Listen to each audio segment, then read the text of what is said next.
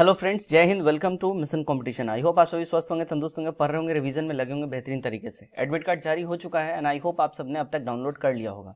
Comment करके जरूर बताइएगा कि आप लोगों का सेंटर कहाँ पड़ा है, और कोई अगर सिमिलर सेंटर वाले मिल जाए या उस शहर से कोई मिल जाए और एक दूसरे की हेल्प कर पाए, डेफिनेटली एक दूसरे का हेल्प जरूर आप लोग करिए। कमेंट करके अपना जो है सेंटर का सिटी है कहाँ पड़ा है जरूर बताइएगा। तो आज मैप के माध्यम से हम लोग बिहार का सेंसस देखेंगे, सारे इंपॉर्टेंट डाटाज और फैक्ट को कवर करेंगे, क्योंकि मैप के माध्यम से आपको एक तो सारे के सारे बॉर्डर स्किन से कहाँ कौन लग रहा है समझ में आ जाएगा और बेहतरीन तरीके से समझ में भी आएगा। तो चलिए हम लोग स्टार्ट करते हैं बिना देरी के। सबसे पहले बेसिक जानकारी से स्टार्ट करते हैं। अपने जो स्टेट है ऑब्वियस बात है बिहार नाम है इसका, लेकिन मोस्ट इंपॉर्टेंट जानने वाला बात है बेसिक सा, वो देखिए 22 मार्च 22 मार्च को हर साल हम लोग क्या मनाते हैं, बिहार दिवस मानते हैं। और 22 मार्च को और क्या मनाते हैं ये भी आपको कमेंट करके बताना है। ये आपके लिए छोटा सा क्वेश्चन है मेरे लिए, मेरे तरफ से, ठीक है। अब देखिए यहाँ पे अगर हम बात करते हैं, अगर देखिए एक कंफ्यूजन वाला क्वेश्चन बहुत बार पूछता है। कंफ्यूजन वाला क्या क्वेश्चन रहता है कि बिहार का जो है राज्यों में क्रम कौन सा है ना, क्षेत्रफल की दृष्टि से। तो राज्यों में अगर हम बोले तो देखिए स्टेट्स के अंदर में राज्यों में इसका क्रम हो जाएगा 12वां, ठीक।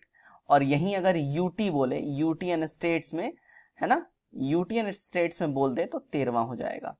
बहुत बेसिक सा इसमें डिफरेंस है, समझिएगा। राज्यों में 12वां है और केंद्र शासित प्रदेश और राज्यों में 13वां हो जाएगा। क्लियर है? ये बेसिक से जानकारी जानना बहुत जरूरी था, ठीक है। चलिए, जनसंख्या की दृष्टि से बिहार जो है 3rd पोजीशन पे आता है ना। जनसंख्या की दृष्टि से बात करते तो 3rd पोजीशन पे बिहार आता है जनसंख्या की दृष्टि से, ठीक है। चलिए आगे हम लोग बढ़ते हैं।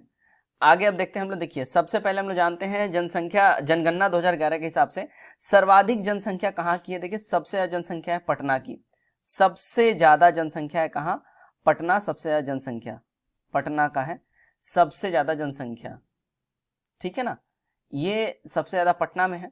ओके, अगर हम बात कर लेते हैं सबसे कम जनसंख्या कहाँ पे है, सबसे कम जनसंख्या अगर देख लीजिए, बात करते हैं सबसे कम जनसंख्या वो हो जाएगा शेखपुरा में, ठीक है ना।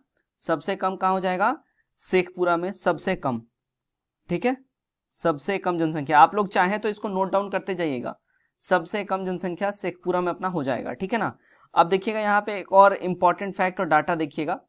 सबसे इंपॉर्टेंट चीज है कि सर्वाधिक अनुसूचित जाति कहाँ मिलता है, सबसे ज्यादा अनुसूचित जनजाति गया में, है ना।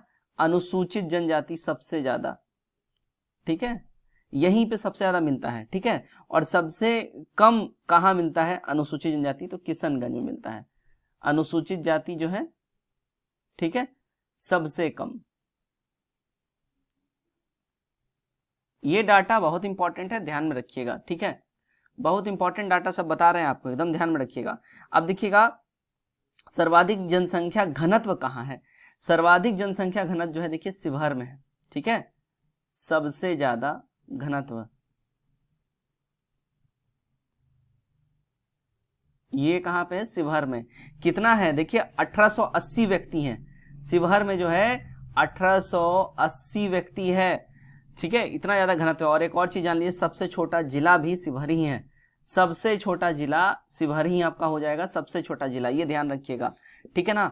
अब देखिएगा आगे आगे हम लोग बात करते हैं। देखिए न्यूनतम जनसंख्या घनत्व कहाँ पे है, तो न्यूनतम जनसंख्या घनत्व अगर हम बात कर ले भाई साहब, ये आपको मिल जाएगा कैमूर के अंदर में, ठीक है। न्यूनतम जनसंख्या घनत्व ये आपको यहीं पे मिल जाएगा। क्लियर?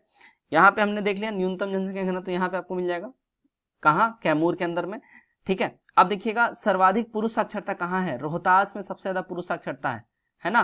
रोहतास में सबसे ज्यादा पुरुष साक्षरता है, कितना है, तो अगर हम बात कर ले रोहतास में सबसे ज्यादा पुरुष साक्षरता दर होता है लगभग देखिए 80% के आसपास जो है पुरुष साक्षरता दर रोहतास में होता है। और सबसे कम पुरुष साक्षरता दर कहाँ पे, पूर्णिया में है, ठीक है। सबसे कम पूर्णिया में, सबसे कम पूर्णिया में सबसे कम पुरुष साक्षरता दर यहाँ पे हो जाता है अपना, ठीक है। सर्वाधिक महिला साक्षरता दर कहाँ पे हो जाता है, रोहतास में सबसे ज्यादा महिला साक्षरता दर है। सिमिलरली पुरुष के साथ फीमेल भी यहाँ पे आ जाएगा, आपका मेल एंड फीमेल दोनों ही आ जाएंगे, सर्वाधिक साक्षरता, ठीक है। और सबसे कम महिला साक्षरता कहाँ होता है, तो देखिए सबसे कम महिला साक्षरता जो है सहरसा में है।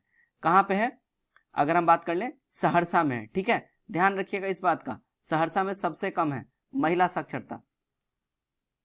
देखिए पुरुष का सबसे ज्यादा और महिला का सबसे ज्यादा आपको रोहतास में मिलेगा, पुरुष सबसे कम किशनगंज में, महिला सबसे कम सहरसा में, ये बेसिक चीज याद रखना है। सर्वाधिक दशक की वृद्धि मधेपुरा में हुआ है ना, सबसे ज्यादा दशक की वृद्धि कहाँ पे हुआ है आपके, तो मधेपुरा के अंदर में हुआ है, ये ध्यान रखिएगा, कहाँ पे, मधेपुरा में, ठीक है।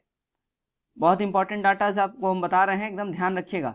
सबसे जो है अगर बोले सर्वाधिक दशकीय वृद्धि दर कहाँ पे हुआ है, तो मधेपुरा में, यहाँ पे आपका है मधेपुरा, और सबसे ज्यादा यहीं पे होगा दशकीय वृद्धि दर। और न्यूनतम दशकीय वृद्धि दर देखिए गोपालगंज में हुआ है, कहाँ पे हुआ है, तो गोपालगंज में हुआ है, यहाँ पे न्यूनतम दशकीय वृद्धि दर गोपालगंज में, ठीक है, यहाँ पे सबसे कम हुआ है। उसका सर्वाधिक लिंगानुपात भी यहीं पे आपको गोपालगंज में मिलेगा, कितना लिंगानुपात यहाँ जो मिल जाएगा देखिए 1021 मिल जाएगा, 1021, ठीक है। और न्यूनतम लिंगानुपात मुंगेर में आपको मिलेगा, कहाँ पे, मुंगेर के अंदर में न्यूनतम लिंगानुपात, ठीक है ना।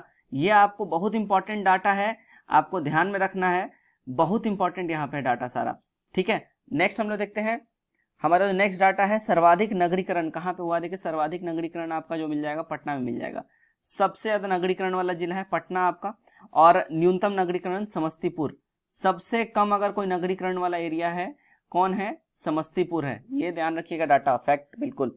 सर्वाधिक अनुसूचित जनजाति कहाँ पे, तो पश्चिमी चंपारण में सबसे ज्यादा, ठीक है, पश्चिमी चंपारण में सबसे ज्यादा आपको मिल जाएगा अनुसूचित जाति। और न्यूनतम अनुसूचित जाति कहाँ मिलेगा, सिमिलर फिर से आप आ जाइए शिवहर में मिलेगा, कहाँ पे मिलेगा, सबसे कम अनुसूचित जनजाति है ना, सबसे कम अनुसूचित शिवहर में आपको मिल जाएगा, ठीक है। तो यहाँ पे हमने ये फैक्ट जान लिया। अब यहाँ से देखिएगा कुछ और इंपॉर्टेंट फैक्ट्स आप देखिए, सबसे ज्यादा जो पूछता है यहाँ पे कि किसकी सीमाएं कहाँ से किसकी सीमाएं लग रही हैं, तो ये पूछा जाता है।